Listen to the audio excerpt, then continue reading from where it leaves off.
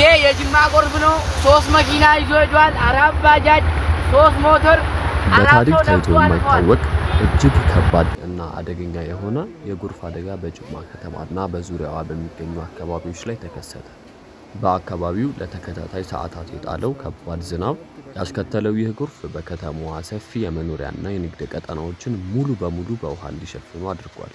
እንደ አካባቢው ነዋሪዎችና የዓይን እማኞች ገለጻ በጅማ ከተማና በዙሪያዋ ባሉ 4 ዋና ዋና ወንዞች ሙላት ምክንያት የጎርፍ ውሃ ከቁጥጥር ውጭ ሆኖ ወደ መኖሪያ ቤቶችና መንገድ ላይ ፈሷል። በዚህም ምክንያት 3 ተሽከርካሪዎች በኃይለኛ ጎርፍ ተወስደዋል።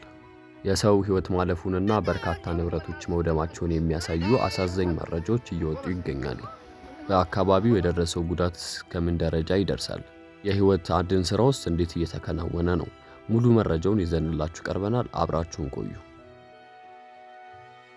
የዓይን እማኞችና ከአካባቢው የተገኙ መረጃዎች እንደሚያረጋግጡት ለአደጋው መከሰት ዋና ምክንያት በጅማ ከተማና በዙሪያዋ ባሉ አፌታ፣ አዋቱ፣ አቤቶ እና ኪቶ በተባሉ 4 ዋና ዋና ወንዞች በአንድ ጊዜ ሞልተው መውጣታቸው ነው። በቆላማውና በደጋው የጅማ ዞን አካባቢዎች ላለፉት ቀናት ሳይቋረጥ የጣለው ከባድ የክረምት ዝናብ የወንዞቹን የውሃ መጠን ከተለመደው በላይ እንዲያቅበዘብዝ አድርጎታል። ወንዞቹ ከአቅማቸው በላይ በሆነ ውሃ በመሙላታቸው ምክንያት ወደ ከተማዋ ሰፊ የመኖሪያ ቀጠናዎች በኃይል ጥሰው ገብተዋል። ይህ የጎርፍ ውሃ በፍጥነት ወደ መኖሪያ ቤቶችና ሱቆች፣ የህዝብ አገልግሎቶች መስጫዎች ቦታ በመግባቱ ነዋሪዎች ንብረቶቻቸውን እንኳን ለማዳን በቂ ጊዜ ሳያገኙ ለከፍተኛ አደጋና እንግልት እንዲዳረጉ አድርጓቸዋል። የጎርፉ ኃይል እጅግ ብርቱ ከመሆኑ የተነሳ በዋና ዋና መንገዶች ላይ ይንቀሳቀሱ የነበሩ 3 ተሽከርካሪዎችን በውሃው ኃይል ጠራርጎ በመውሰድ ለከፍተኛ ውድመት ዳርጓቸዋል። አሽከርካሪዎቹና ተሳፋሪዎቹ በከፍተኛ ጥረትና በአካባቢው ነዋሪዎች ርብርብ ከሞት መትረፋቸውን ከዓይን እማኞች የተገኙ መረጃዎች ያመለክታሉ። በተጨማሪም የጎርፍ ውሃ በከተማዋ አያሌ መንገዶችን፣ ድልድዮችንና የውሃ ማፍሰሻ መስመሮችን አፈራርሷል። የኤሌክትሪክና የቴሌኮም አገልግሎት መስጫ እንጨቶችና ኬብሎች በመውደቃቸው ምክንያት በበርካታ የከተማዋ ክፍሎች የኃይልና የኔትወርክ መቋረጥ አጋጥሟል። በከተማ ውስጥ የሚገኙ አነስተኛና መካከለኛ ንግድ ተቋማት፣ መጋዘኖችና የእርሻ መሬቶች ሙሉ በሙሉ በውሃ በመሸፈናቸው በቢሊዮን የሚቆጠር የገንዘብና የንብረት ውድመት መድረሱን የመጀመሪያ ደረጃ ግምቶች ያሳያሉ። በጣም ከሚያሳዝኑና ከሚያስደነግጡ መረጃዎች መካከል በዚሁ አደገኛ ጎርፍ ምክንያት የሰው ሕይወት ማለፉ ተረጋግጧል። በውሃው ኃይል ተወስደው ሕይወታቸውን ያጡ ወገኖች መኖራቸውን የተረጋገጠ ሲሆን የሟቾች ቁጥርና ማንነት ሙሉ በሙሉ የመለየት ሥራ አሁን ቀጥሏል።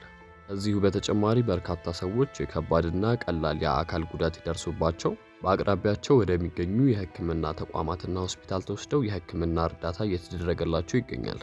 አደጋው በሌሊትና በማለዳ ሰዓት በመከሰቱ የጉዳቱን መጠን ከፍ አድርጎታል። አያሌ አባወራዎች ከመኖሪያ ቤታቸው በመፈናቀላቸው ምክንያት ጊዜያዊ መጠለያ የሚያስፈልጋቸው ሲሆን የመጠለያ፣ የምግብና የንጹህ መጠጥ ውሃ እጥረት እንዳይከሰት ስጋት ደቅኗል። አደጋው በደረሰበት ቅጽበት የአካባቢው ነዋሪዎች እርስ በርስ በመረዳዳት ያደረጉት የተረፉ ሰዎችን ማዳን ስራ እጅግ የሚደንቅ ነበር። የመከላከያ ሰራዊት፣ የፖሊስ አባላትና የሲቪል ፕሮቴክሽን ሰራተኞች በፍጥነት ወደ ስፍራው በመድረስ በጎርፉ የተከበቡ ሰዎችን በማውጣት ስራ ላይ ተሰማርተዋል። በተለይም በውሃው የተከበቡ ህጻናትና አረጋውያንና ነፍሰ ጡር እናቶች በጀልባዎችና በገመድ በመጠቀም ከአደገኛ ቦታዎች ወደ ተሻለ አስተማማኝ ስፍራ የማጓጓዝ ስራ በከፍተኛ ጥንቃቄ ተከናውኗል። ይህ የህይወት አድን ርብርብ አሁንም ቢሆን በተጠናከረ ሁኔታ እየቀጠለ የሚገኝ ሲሆን አደጋው የፈጠረው ድንገተኛነትን በመቋቋም የወገኖቻችንን ህይወት ለማዳን ሁሉም አካል በተቀናጀበት መልኩ እየሰሩ ይገኛሉ። በከተማው ውጪ ባሉ የጅማ ዞን አዋሳኝ ወረዳዎችና ገጠራማ አካባቢዎችም የጎርፉ ጉዳት እጅግ ከባድ ነበር። ሰፊ የእርሻ መሬቶችና ለም አፈር በጎርፍ በመወሰዳቸው የአካባቢው አርሶ አደሮች ለከፍተኛ ስጋት ተዳርገዋል።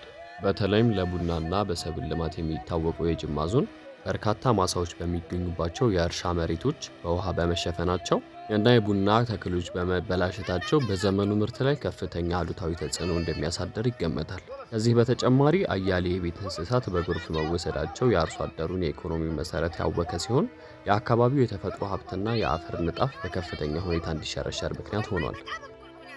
በጅማ የታየው አይነት ከባድና ድንገተኛ የጎርፍ አደጋ በዓለም አቀፍ ደረጃ እየተከሰተ ካለው የአየር ንብረት መዛባትና ያልተጠበቀ የዝናብ መጠን መጨመር ጋር እንደሚያያዝ ባለሙያዎች ይናገራሉ። በአጭር ጊዜ ውስጥ ከፍተኛ መጠን ያለው ዝናብ መጣሉ ወንዞቹን ከማስተናገድ አቅም በላይ ያደርጋቸዋል።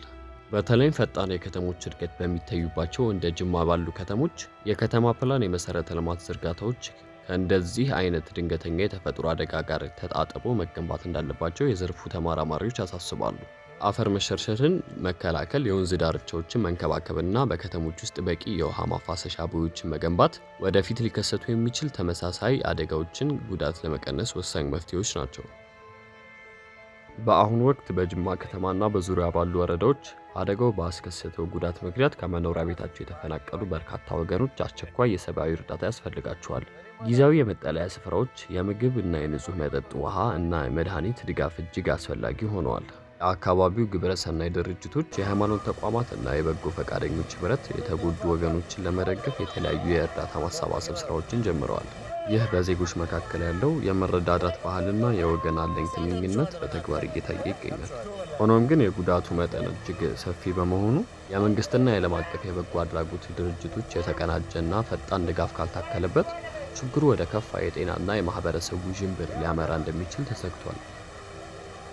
የጎርፍ አደጋው በጅማ ከተማ የውስጥ ለውስጥ መንገዶችና ከሌሎች አጎራባች ዞኖች ጋር በሚያገናኙ ዋና ዋና የትራንስፖርት መስመሮች ላይ ከፍተኛ ተጽዕኖ ፈጥሯል።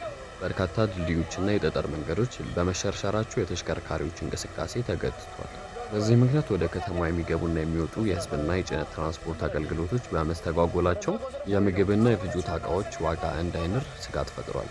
የከተማው ዋና ዋና የንግድ ማዕከላትም በውሃ መሙላታቸው የንግድ እንቅስቃሴውን ሽባ አድርጎታል።